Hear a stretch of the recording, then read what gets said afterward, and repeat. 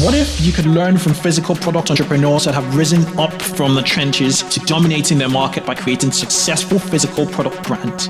Well, this podcast is hosted by me, Kunle Campbell, and it's about breaking the mold to becoming a smarter, savvier, and better product entrepreneur. You discover how to take physical products from concept through launch and to scaling up from physical product entrepreneurs who've taken their revolutionary ideas to 1 million, 10 million, and 50 million plus in revenue businesses. You'll also join me on my journey to build $1 million physical product brand business in a year, where we both will learn about crowdfunding, selling to retail chains, launching through marketplaces like Amazon, strategic partnerships, publicity, celebrity endorsements, and selling direct to consumers. So if you're creating or building a brand in the consumer packaged goods space, in fashion and apparel, business products, or any physical product niche, listen in because we have you covered. Join the fast track to physical product business success. This is the Physical Product Business Podcast.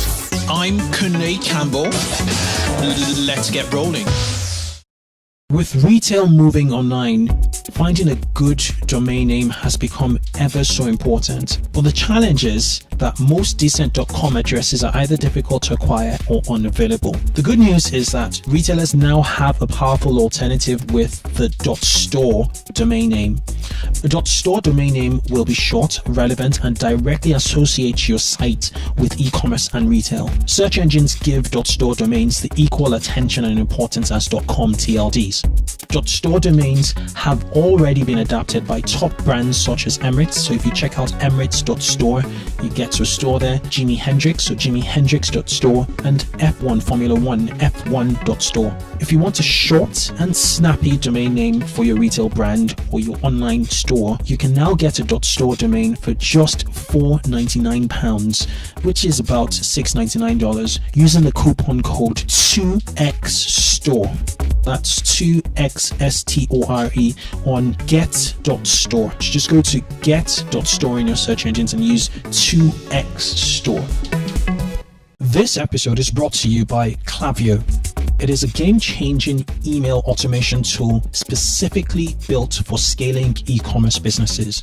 I'm not just saying it, I use Klaviyo in my e-commerce store, and stores I advise for. Household names in the e-commerce space such as Brooklinen, Bonobos, and Chubbies use Klaviyo. Here's why. Klaviyo has one of the most impressive feature sets in the e-commerce email personalization space at the moment. Besides the one-click setup, Klaviyo's Pixel tracks visitor behavior to help you set up highly effective custom email funnels. Klaviyo also offers pre-built autoresponders for cart abandonment, upsells, and win-back campaigns. Klaviyo's most game-changing feature is its Facebook Audiences integration, which helps your email list to sync up with your Facebook ad campaigns. So as you continue to scale up your store, Klaviyo will help automate a lot more sales. Try Klaviyo today on klaviyo.com, spelt KLAVIYO.com. Right, hi guys. Welcome to the Physical Product Business Podcast, part of the 2X e-commerce podcast. You'd listen to it either on the Physical Product Business, podcast channel, or 2X e-commerce. I'll publish it in, on both channels anyway. So I'll give you guys a backstory before I introduce my guest. It's going to be a long one. So I have not really been a very keen proponent of dropshipping in general, and I've been coming across lots of content on YouTube, especially YouTube on dropshipping. I was like, these guys are a bunch of people who are just trying to sell their courses. Yeah, some of them are they're trying to sell their courses. They're trying to get the attention to sell their courses. So it kind of fell out the sideways, especially from a customer experience standpoint.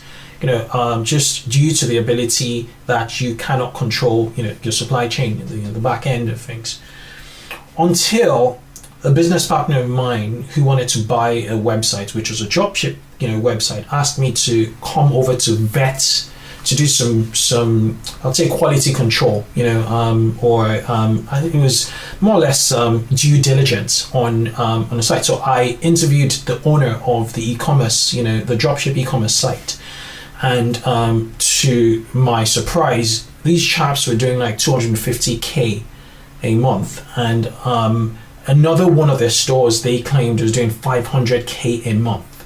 And they said they had streamlined two major things. One was product selection on the one hand, and the other was pretty much marketing. And they were predominantly driving traffic through Facebook. And I found it so brilliant. I looked at their Shopify, what's it called, dashboard, everything checked out, and I started to investigate. They were using a tool on their Shopify called Oberlo. And I was like, okay, I need to dig a little further. So I got in touch with our guest, who I'm going to introduce, and who is the founder and CEO of Oberlo and a dropshipper who has a dropship, background. And I reached out to him. He was out of the country at the time. We tried to get some dates through, and we finally got it for today. And without further ado, I'd like to welcome Tomas Šlimas, right? Tomas Šlimas to the show. Sorry for attacking your name that way, but Tomas, welcome to the show. He's a co-founder of Oberlo. Hi. Hey, happy to be here. Fantastic. Okay, so after my long-winded intro, I'd like us to. First of all, Oberlo is fantastic. I'm trialing Oberlo right now as we speak. And it's just freaking seamless, in terms of the way it works. It's very, very, very streamlined, and it's deeply integrated with Aliexpress. Now, let's get into talk a little bit about you and your drop shipping background and how you came across, how you just evolved into Oberlo, because I did see one of your videos on YouTube, you telling the story. But yeah, let's condense that story, and I'll hand it over to you. Sure. So just one note that I'm currently a chief marketing officer at Oberlo. So my brother is the CEO. It's a nice mix, but I'm leading all of the marketing activities. And so I got into dropshipping in 2014. That was more than 3 years ago. I did have traditional e-commerce businesses before that, but none of them were successful, unfortunately. So around that time I was just browsing the internet and found dropshipping, and was like literally blown away how easy it was and how easy it looked compared to traditional e-commerce business. Okay. So I just called my brother, who's now the CEO of Oberlo. Yeah, can I ask a question? Sorry for interjecting, but where were you? What markets were you trying your e-commerce endeavors in which you saw failures? Where what kind of products were you trying to sell? I had a bookstore. All of the stores were local in Lithuania. It was a very small market. It's pretty hard to scale and test products there. I didn't have any marketing experience back then, so there is a dozen reasons why those businesses didn't work, and none of them are because it was a traditional e-commerce business. But I kind of at that moment I was really desperate to try something and make it work, and I had experience with traditional e-commerce businesses, and when I found out about dropshipping, it looked really attractive. Local to where? Local to where? What again? You said the businesses were local. To what market? It was Lithuania. Okay. All right. Just Lithuania. So it's quite a small market.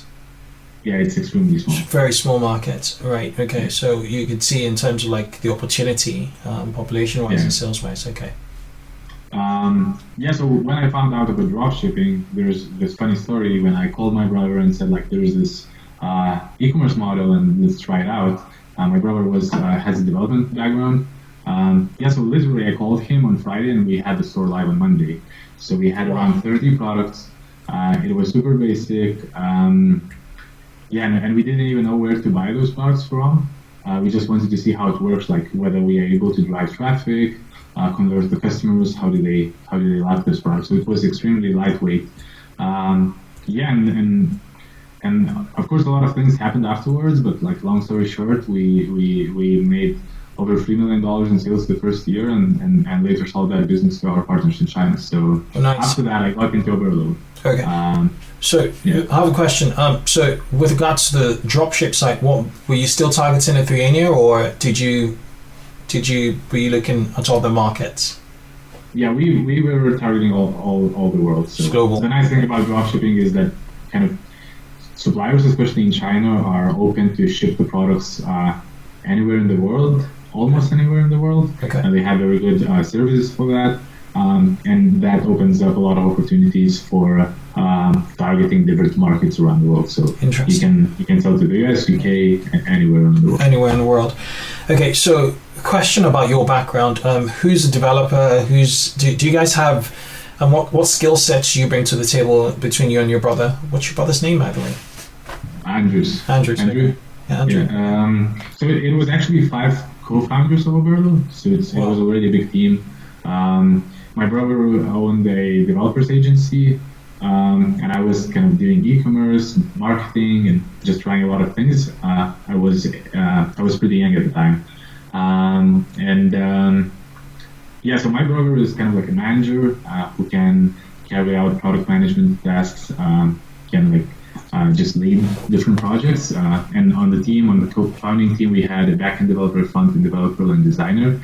And we've been working with all of them together for the past 5 to 7 years, I guess. So it was a strong team, and we had tried a bunch of things before that. So it just naturally came that we tried Oberlo, we tried dropshipping store. We had a few tools that we used for that dropshipping store that were custom built. So initially we launched Minifier, which is a Shopify app and helps you optimize images. We launched it on the Shopify App Store. It really took off, and it looked exciting that things can take off on Shopify App Store.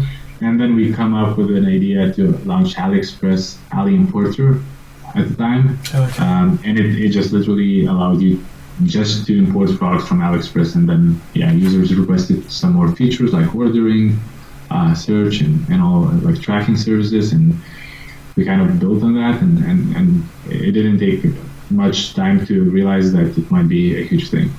Fantastic, and very, very, very interesting stuff there. Okay, let's fast forward to 2017.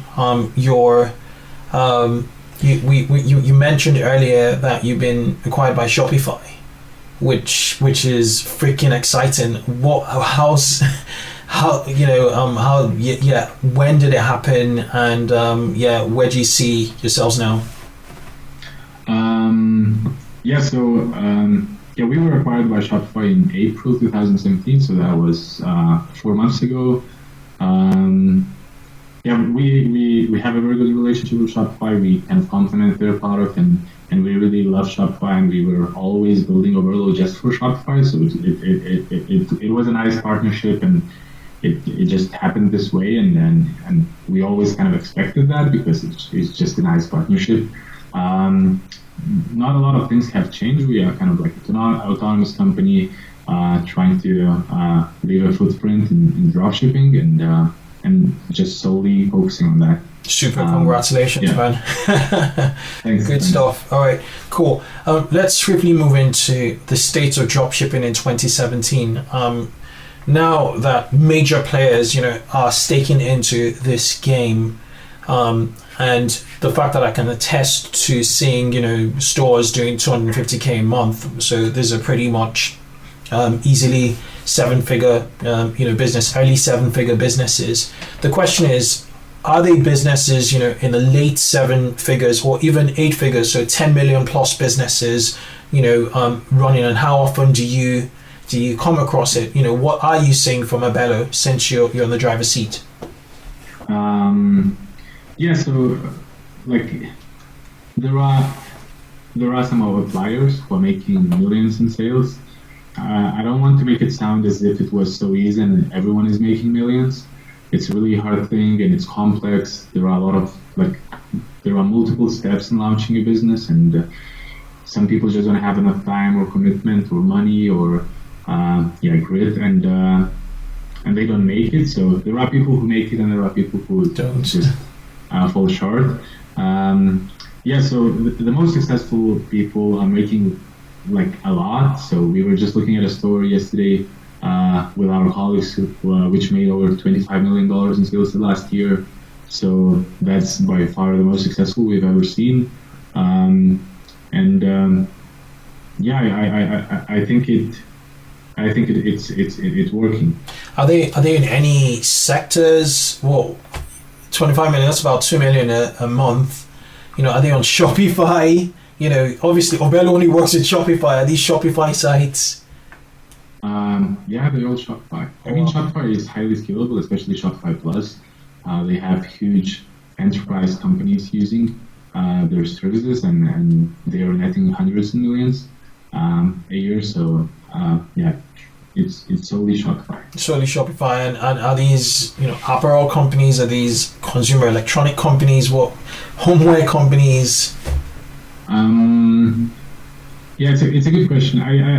I most of the successful merchants just test different products all the time, so we cannot set it and forget it. There's a lot of work in that, so no matter how lightweight dropshipping looks like, if you want to make it work for you, you have to put in the efforts. That involves a lot of like product testing, advertising, just trying different experiments and always staying ahead of the competition. Awesome guys. That's gold there, guys. So that's a very, very good point. Product testing and the right sort of advertising. Okay, right. What are your thoughts on other platforms? Are you going to just stick with Shopify? Do you have any plans? Obviously, now that with Shopify, you're obviously going to stick with Shopify, because I'm going to ask if you're going to extend to WooCommerce, but I don't really see that happening. Do you? There's no point, is there? We were considering this option for a while, and we would do that no matter the fact that we are kind of a part of Shopify right now. It's still a growth opportunity for Oberlo, and Oberlo is an individual business with a completely different offering. Okay. So we were looking at WooCommerce for a little while, but we just decided that we will focus on like product functionality rather than trying to extend to other e-commerce platforms. And we don't really believe in other e-commerce platforms, so most of the dropshippers use Shopify. It's just the go-to option for dropshippers. It's easy to use. It's cheap. It's easy to set up. Yeah. You can sell them on many different channels. It's just become synonymous with dropshipping, and I don't feel like building an integration with any other platform. I do agree. It makes you think less about technology and just focus on your marketing. That is, and for a business starting out, that's just gold. I remember back in the days when you wanted to get into the e-commerce game, you had to actually hack WordPress or go with convoluted Magento, and there were barriers to entry in either case. There were always sacrifices you had to make. I actually think that dropshipping became such a huge trend because it became so easy to launch an e-commerce business. Because there are so many platforms like Shopify, which made during the past decade so easy to launch an e-commerce business. So it literally doesn't take any time, and it doesn't matter your technical background or the capital you have. And that demand and that reduction in the entry barrier increased the demand significantly. And that demand faces another problem, which is, okay, I built a store, so what do I sell? And then by increasing that demand, we kind of opened up a new market opportunity, which was helping people find products to sell. Absolutely. So just out of curiosity, when you built out your initial dropship business, what was it? Was it Shopify from the get-go, or did you eventually move into Shopify? It was Shopify from the very beginning. But the funny thing is that somewhere like in 6-7 months, we decided that it has become a big business, and we have to look for some proper solution. And we were building a Magento store because it allows you to do all the custom functionalities, etc. We spent like 2 months building this Magento store. We spent around $50,000 doing it, and then we just failed at it, and then we returned to Shopify again. Yeah. So since then, I still think that Shopify is the best solution out there. It is, and it democratizes. That's develop technology. It brings it to the layman. It's so easy. It's easier to use Shopify than it is to use WordPress. Yeah. I've just been playing around with Shopify, and it's impressive. And in previous episodes of this podcast, I put down Shopify. I take my words back. Okay, all right. Let's swiftly move into. I was thinking more or less. So I know you touched base on the fact that it's all about experimentation. Experimenting. Product testing, more or less. That's the word. And also experimenting with advertising and paid traffic channels. What's your take on a fully cataloged, traditional looking e-commerce business versus a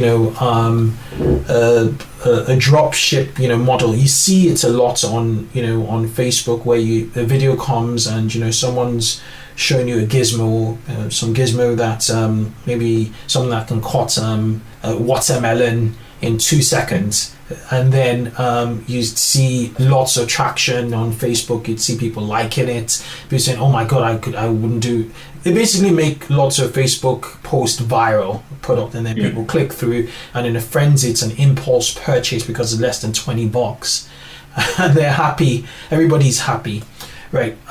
So those are niche. That's a niche, end of the spectrum on the one hand, and the other is the more traditional, e-commerce store that probably gets a refresh every month or every 2 weeks. What's your take on each model? And it's just interesting to figure out your take, or even share if there are any other models in between that I didn't pick up on.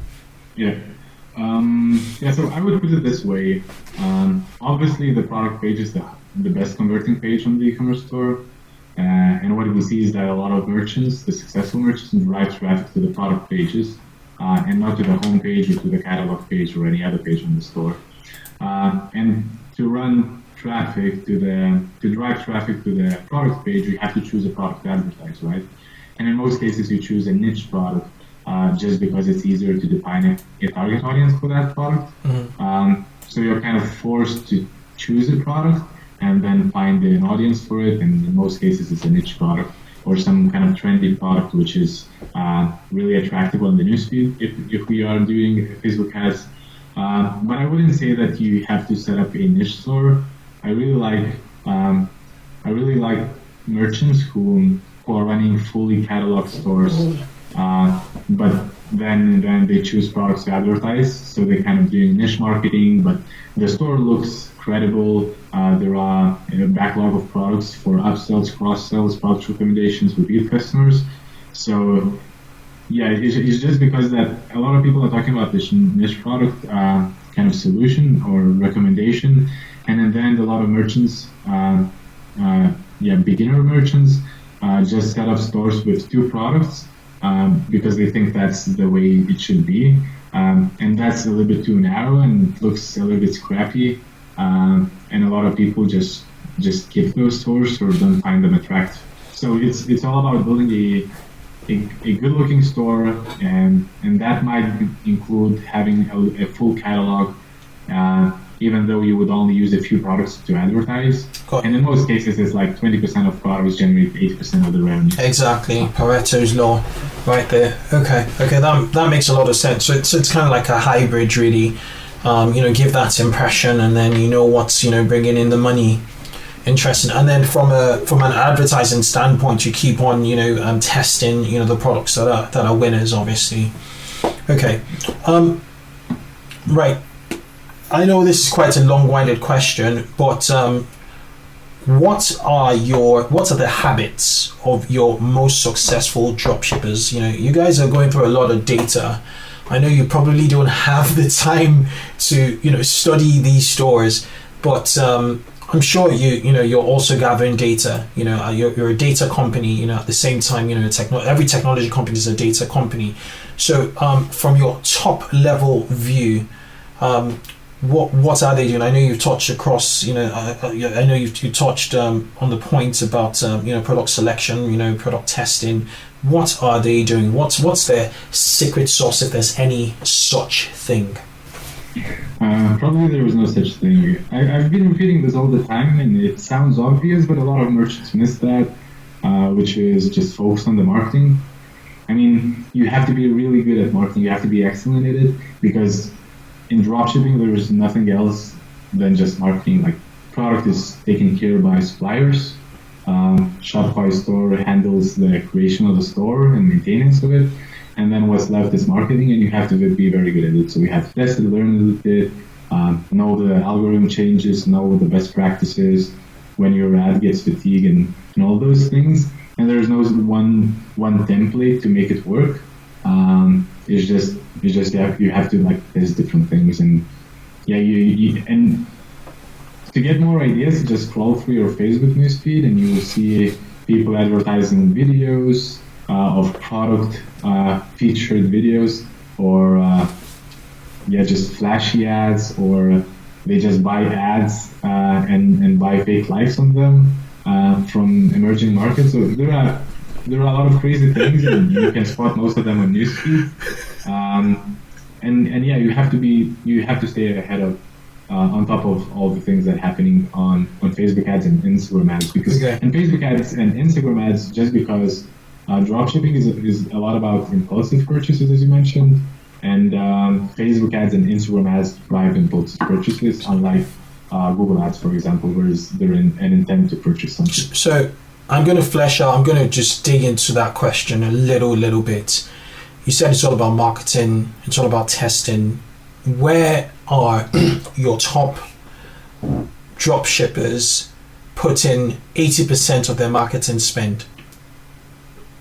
Yeah, I don't know for sure, but I would say I'm pretty confident that it's Facebook ads. Facebook advertising, okay, right. And if you were to do drop shipping now, which you don't really need to, would you do what would be the longevity of your site, Would you create several sites to kind of just because it's easy to do, so long as you have the resources, or would you just focus on one project and try and make it work? I would focus on one project, but I would try to think long term and make that one project flexible. So a lot of people think about starting a niche store, and they name it I don't know, dog toys, and then you can only sell dog's toys there. But I would make it somewhere like just a general store name, which I could use for multiple tests and experiments. And the reason is that when you are like experimenting with Facebook, you are collecting data, and Facebook is collecting data on your site, and also you are growing assets like Facebook page, pixel information, so traffic, conversion rates, etc. And then you can use that data to create retargeting campaigns, lookalike audiences, just to explore who are the people who are visiting your site and are interested in good deals at cheap prices and impulsive purchases. So it's kind of like focusing on one thing and not spreading yourself too thin all over the place. Okay. What about margins? A lot of sellers, a lot of courses start out with 3x. Some will, go up to 10x just off the back of the fact that they're buying some of their products for less than $1, and they can get away with selling it for $14.99 or even $19.99. What's your take on pricing? Pricing is quite important. Impulse purchase ceilings are like $29 maximum. I'd like to get your take on. So the first thing, which is extremely important, is a merchant is always responsible for setting the right expectations, and price is setting an expectation for an end customer. So if I'm buying a product which is worth $1 on Aliexpress or any other place, and I pay for it $20, so I'm going to receive a product which is of quality and of look of the product which is $1. And I paid $20 for it. So it's really not a good practice. It brings a lot of problems, a lot of return requests, refunds, and then you have a lot of bad comments and negative reviews, and your Facebook rank is ruined. It's just a very bad practice. So every time you think about pricing strategy and the margins, you have to see yourself buying that product, and would you feel comfortable receiving that product for that price? So just so it doesn't go crazy. And for the pricing strategy, when we say it's all about marketing and you have to focus on marketing, and when you have this mindset, you start thinking about pricing from the perspective of marketing. And when you know more about marketing, you know that it will cost you money to drive traffic to your store. And to make at least one order, it will cost you $5, $10, $15.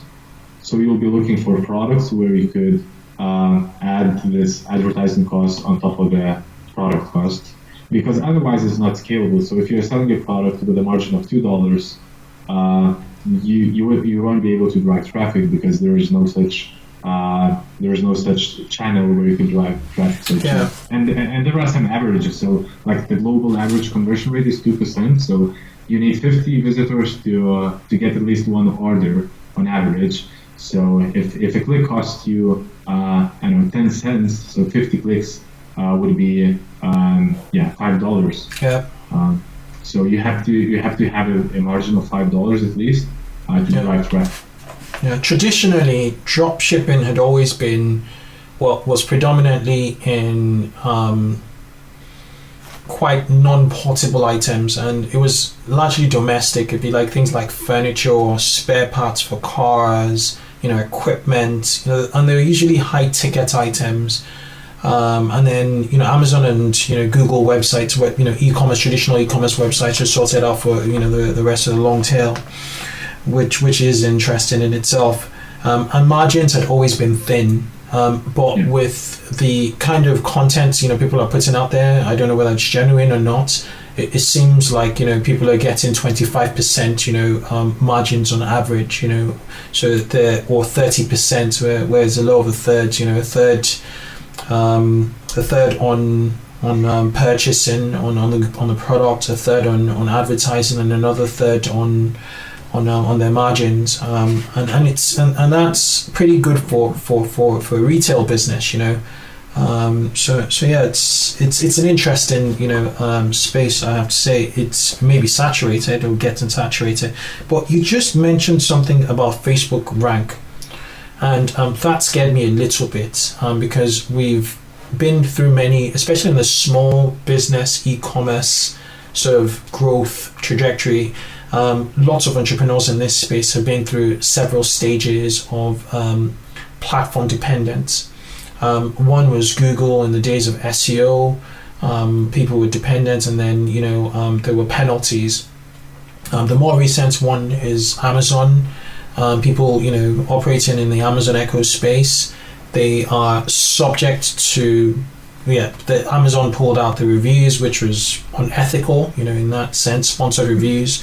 Amazon increases their rates, their storage rates. There are lots of moving parts in Amazon that a new person isn't aware of, and they may just get there blind and lose a lot of money.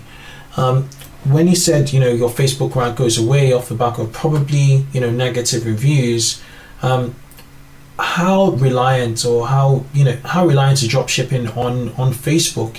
It seems as if Facebook is the new platform. And I'd just like to know your thoughts. I just don't know. I mean, so I've experienced a few algorithm changes myself, which had a huge effect on our business. But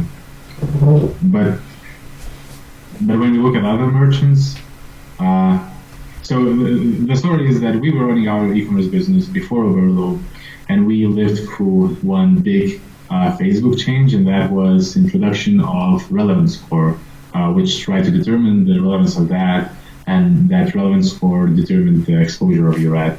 So if you have a very low relevance score, it's very hard to scale the ads because Facebook doesn't show them to the audience that you want to show them to.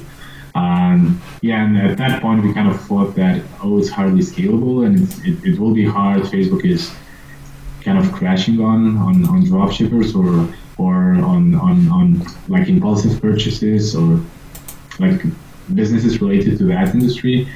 And then after half a year, we see hundreds of dropshippers doing great on Facebook. So I just have this example, and I think that merchants hungry for success will figure out things. And if that won't be Facebook, they will move to Instagram and start working with influencers or Instagram ads. And if that won't be Instagram ads, they will find another channel, and there will always be another channel. I kind of think it's a win-win also, in the sense that, Facebook is making tons of advertising, dollars off the back of, this.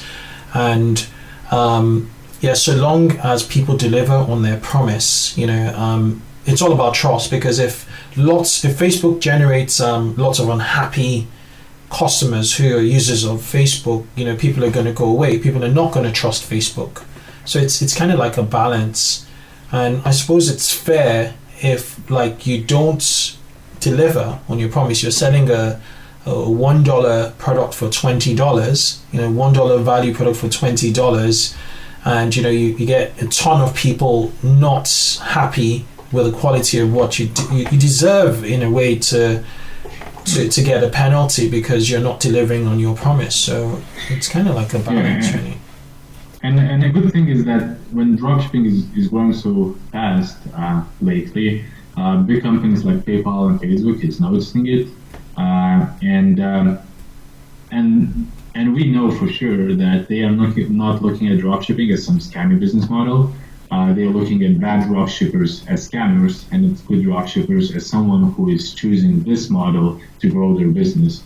So we are kind of looking in partnerships, and I'm speaking at a conference in Israel together with my colleague in Facebook office. Nice. Where they hold a conference for local dropshippers and e-commerce merchants. So it's not a legit business model anymore. It's legit. It's just that companies, big brands, are realizing that there is a segment of people who are doing bad things with dropshipping, but they are doing bad things with all the other things on the same time. And then there are dropshippers who are actually responsibly looking at how to make it work.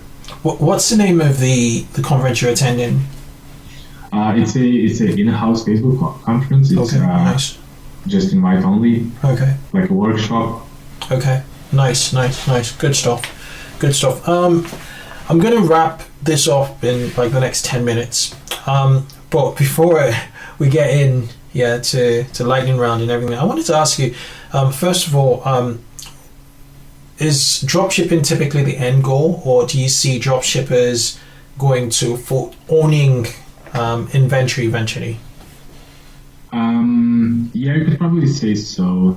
But I think that I see that some people stay true to dropshipping all the way. So it's natural that some entrepreneurs are looking for ways to expand their business, and that usually is outside of dropshipping. So they are white labeling their products, stocking the inventory in-house, looking to stock that inventory in overseas warehouses to hasten the delivery times. But in most cases, dropshipping remains a part of their business because they know how it works, and they use it for just filling in the back end of their catalog or testing out new product ideas. So it's really hard to kill it when you know how it works. So after, if you don't know how it works and you failed at it, maybe you will just switch to another thing. But if you know how it works and you kind of find it attractive, it's really hard to just steer away from it. Gotcha. Makes sense. And then what are your thoughts on as looking at some numbers today? I'm not sure if I can get the numbers. Actually, I should be able to get these numbers. It was just ridiculous. I'll read it out to you. And this pertains to Aliexpress and Amazon. I think I favorited it on my Twitter, which I'm just checking out now. So, where is it? Favorites, likes, I call it nowadays. So, no, I didn't. It was kind of like numbers on visits, AliExpress, Amazon. It was kind of like numbers on visits. It was just ridiculous in terms of the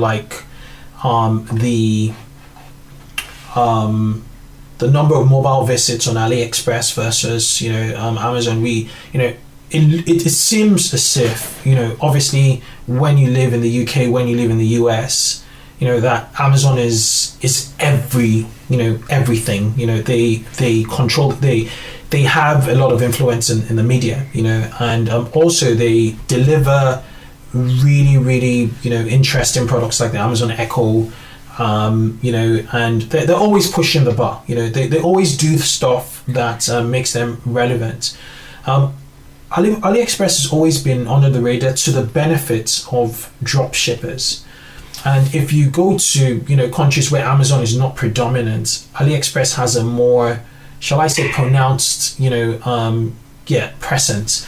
I was working with a developer in Romania the other time, a few years ago, and one of his icons on his bookmark icons in his bookmark bar was AliExpress.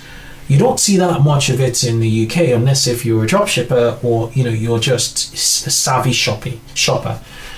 So what's your take on AliExpress versus Amazon? Do you think AliExpress is going to make a stance here in in the West, in the UK, or in America, in the States, and not in North America? So I don't know. I mean, they could probably do that or try to do that. They've tried in the past and they kind of failed. There are stories around that. And it's important to understand that AliExpress is just 8%, not AliExpress particularly, but AliExpress belongs to Alibaba. And Alibaba, it's 92% of revenues coming from China locally. Mm-hmm. So international things like international market is not their strong side, and maybe they're not so focused because they have a Chinese market which middle class is bigger than US population. So it's a huge market, a huge opportunity, and with super high potential. But I still think that both Amazon and AliExpress are amazing companies with huge ambitious goals and crazy roadmaps, and a lot of people think that Amazon and AliExpress is kind of competing with dropshippers, but in fact we don't see it this way. We think that Amazon and AliExpress is about intent purchase, and whereas dropshippers are driving impulsive purchases. So that's why you rarely see these days dropshippers doing SEO marketing or selling high-ticket products. Yeah. Because when there is an intent to purchase something, people go to well-known brands like Amazon, AliExpress, or then do a research on Google. On what dropshippers do is they just do their ads, and then they want someone to click on that ad, see a good deal, and make a purchase, and that is impulsive purchase. So you could split it that Google and Amazon and AliExpress own intent-driven purchases, and Shopify and Shopify plus dropshipping drives impulsive purchase. Absolutely, and so there's not that eagerness to expect it, tomorrow, as you will when you're in Amazon. Amazon teaches you to get it now, basically. Okay, right. Okay, this has been a fantastic, so just one question. Would you have would you drop ship a $50 item? I would probably not. I wouldn't do that probably. Mm-hmm. I mean, I could test it, but I just don't feel like it would fly. Fly. It's all about volume, really, when you think about it. Cool. All right, Tomas. We are done with the interview, but not quite. We're about to go for the Evergreen lightning round, where I ask you a question and you answer with just one sentence, if that's possible. Okay. Are you ready? I'm going to ask you about 5 questions, and I'm ready when you are ready. Sure, let's do it. All right. Okay. How do you hire people? How do you hire people? So in our case, we are looking for people who are engaged, who want to have an impact and really care about e-commerce and dropshipping and marketing, because we don't want to tell people what to do. Okay, cool. All right. What are the 3 indispensable tools used for managing Oberlo? Definitely Slack, email, Google products. All right, easy peasy. Okay, all right. I'm going to throw a curveball question at you now. what's been your best mistake to date? By that I mean the, a setback that's given you the biggest feedback. It's super basic, but I think that it's very important to put the best people to the most important projects in your company, and that oftentimes is not the case. All right. Okay. What one piece of advice would you give to listeners keen on accelerating the growth of their dropship businesses? That's a tough one. It's probably a pseudo problem, but I really like this book, which is called Talent is Overrated, and it talks a lot about how much influence you have over your own life, and I think that's a lot about dropshipping. So you never fail someone else. You, if you're hungry for success, you will make it. Just commit to it, and just look after yourself. Yeah, the name of the book is Talent is Overrated. Okay. All right, cool. All right.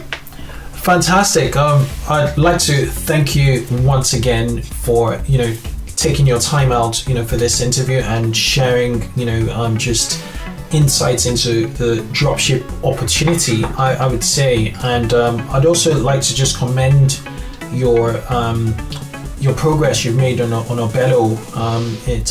I use the system and it's really seamless, and it's well done.